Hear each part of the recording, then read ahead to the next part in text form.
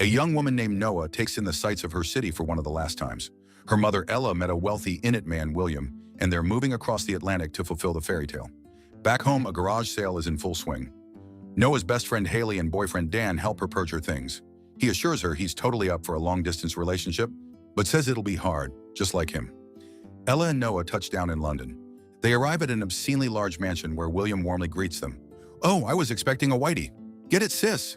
Martin shows Noah to her room. She stumbles upon the garage and is impressed with the luxury car collection. Something outside catches her attention. A group of kids are chilling in the pool, and her powers of observation are heightened as one of them climbs out of the water. She notices the Foyne boy. Before she starts visibly drooling, Ella walks in. Noah points out the security system and remarks that the place is basically a fortress. Ella cryptically replies that he can't get to them here, and Noah's safer than ever. Noah heads down to the kitchen for a snack. She shuts the fridge door and, boom, there's the snack. Mr. Foyne from the pool. She realizes it's Nick. Their exchange is laced with mutual contempt. But before things can escalate to a full-on snark-off, Nick's friend Giles strolls in. The white twink looks like a homosexual.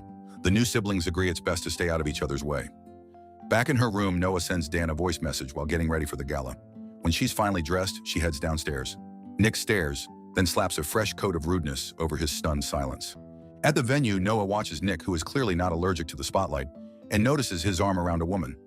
Later, she watches from the bar as they dance, and when William gives his speech, she keeps sneaking glances at their table. Giles catches her eye and waves. She signals to him, and they step aside to have a little chat. Giles reveals that her "spoiled daddy's boy" comment isn't accurate since Nick created a ride-sharing app and sold it for a truckload of cash at just 17. So, less rich kid, more Silicon Valley prodigy with daddy's funding money. Giles also hints that Nick is currently in a self-discovery phase, but his gestures make me think that these two boys fudging each other's chocolates. Later, Noah gets the joy of sitting with Giles, Nick, his lady friend Anna, and two others. Quickly, the two siblings have to leave because Nick's dad asked him to take her home. Outside, a valet brings around a McLaren so sleek, it causes Noah to drool. In the car, she breaks the silence and says she was actually impressed by the whole app thing. He accepts it as an apology, but she clarifies that she deserves an apology for him treating her terribly. He tells her not to mention his parents, and she concedes he's not a daddy's boy, but maybe a mommy's boy instead. Nick slams the brakes and tells her to get out because he has mommy issues. He leaves her in the middle of Albert Bridge with her phone dead. After a scenic depression walk, a car pulls up. It's Zach, the valet. Nick sent him to take her home, but she isn't ready just yet, so he takes her to the club where Nick is at. Inside, Zach sells drugs to some guy named Tom, who refers to Noah as the toy in his Happy Meal. Tom offers her a beer. She takes it, then finds Nick, shirtless, sandwiched between two women who are very much not Anna. She douses him with the beer, then storms off, chugging the rest. Except the beer hits different. Before the floor wins, Nick catches up to her. He asks if someone gave her the drink, and she barely gets it out, Tom. Nick finds Tom and punches his fat toucan nose. Zach helps load up Noah into the car. At a stoplight, Nick notices a knot tattoo behind her ear. When they get home, he carries her up to her room and tucks her in. Her very revealing dress reveals some scars on her side. Aw, they're really becoming siblings. Hopefully nothing romantic happens between them. The next morning, Noah has a bad hangover. Nick tries to be civil, but she's not having any of it. She's ready to rat him out to William, but he asks her not to. Later, Noah checks her phone and gets a message from Dan. He's too busy to talk, so she stalks Nick and Anna's socials instead. Why Anna look like she in her 30s, though? She zooms in on Nick's photo, then clutches her phone to her chest like this some Wattpad love story. She gets up and wanders into his quarters, where she sniffs his cologne, then casually checks out his jacket. Of course, he suddenly appears and comments that it suits her. He throws in that he'll be out that night in case she needs more time to creep around. Embarrassed, she throws the jacket at him and rushes back to her room to cringe. Then an unknown number sends her a video, and her world implodes. It's Dan and Haley kissing, in her truck that she gifted her bestie no less. That night, she stops Nick as he's heading out of the garage. She's going with him. They hit a car meet, and Noah's eyes practically pop out of her skull. This is her scene since she watched all the Fast and Furious movies. She wanders away from Nick and meets Jenna. Within minutes, they're buddies. Noah opens up about her best friend and boyfriend kissing, how her dad taught her to love cars and how to drive, and how she was even a NASCAR youth racer. But her dad's in jail, and she's now stuck living with her stepdad and booty hole of a son. After Jenna gets the full autobiography, they step outside, and her friend JP informs her that there's going to be a race later. Nick approaches with Lion, Jenna's boo. Jenna introduces them to Noah and mistakenly reveals that Noah called Nick a booty hole. Oops. Later, while Nick is chatting with Zach, Noah learns more about him from the rest of the crew, and apparently he's quite a good fighter. Jenna brings them up to speed on Noah's boyfriend and best friend being trifling. Then she suggests getting messy or sending a kiss pic back. They choose messy. Nick pulls her away outside. He asks if she meant what she said about wanting to hurt her ex, and when she confirms it, he leans in and kisses her. And the crowd goes wild for incestuous activities. That's why there's so many sequels and spin-offs of this franchise. Before it can get any steamier, she hears several clicks from a camera shutter. Nick pulls away and shows her the photos. Noah rejoins Jenna, who's fuming about Lion putting down a month's wages on Nick winning a race against Ronnie, a proper gun-for-hire type of bad guy who's just come out of prison and who's always hated Nick. While everybody's distracted, Noah climbs into Nick's car and the race starts before anyone notices she's at the wheel. And Ronnie is furious and fast when he realizes it's not Nick he's racing. Noah stays cool under pressure and wins the race. But it's not the celebration she's expecting. Ronnie confronts Nick about not racing himself and for smashing Tom's nose. Noah says he deserved it. Ronnie threatens her, and Nick reacts like any big lover. I mean, big brother. Things take a violent turn, but it's soon broken up when the police arrive.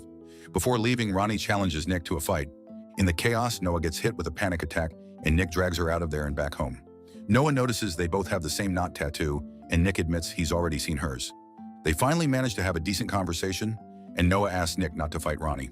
She then sends their kiss photos to Dan and thanks Nick with a cheeky little tease. Y'all, my coochie steaming. The next morning, Noah wakes up to a call from Dan. She leaves him on red. During breakfast, she and Nick exchange a glance, looking like they want a pho. Nick announces he's off to see Maddie and will be staying with her overnight. Jealousy creeps into Noah. When William suggests Nick take her with him, when they arrive at Maddie's, Noah lets some jealous mumbling escape, and Nick chuckles and explains Maddie is his sister. He's visiting her and their mom, Bethan. The four have a pleasant lunch. Afterwards, Nick and Noah share a deeper conversation. Turns out Bethan left when he was little, and they've only recently started to mend their relationship. He made a deal with Bethan that he will not fight a race in order to stay in Maddie's life. Then he admits that he and Anna are just friends. Girl, I wouldn't trust his word on that. Later in the day, Bethan and Nick get into a full-blown argument when she realizes he's been fighting. Nick storms off and Maddie tells Noah he won't be able to attend her football match. That evening, Bethan opens up to Noah about her epic struggle with alcoholism, which was the reason she had to leave when Nick was just 12.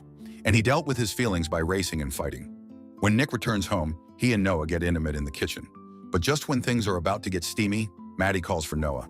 Pastrami blocks her stepsister and brother. When they leave the next day, Nick's not in the best mood. He blames Noah for his fight with Ronnie, which, to be fair, really was her fault. He drops her off at home and drives off. That evening, Dan bursts into the room like he owns the place. Apparently, Ella thought it would be a great surprise to fly him over. Dan tries to apologize to Noah, but fails miserably since Noah has her better-looking stepbro now. She agrees to let Dan stay, as a friend. May this love triangle ghost me.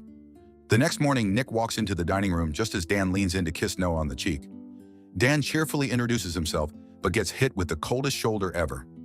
When Nick leaves, Dan realizes that he's the guy in the photos and remarks that it will never work with her stepbro. Noah storms up to Nick's room and demands he kiss her. He obliges.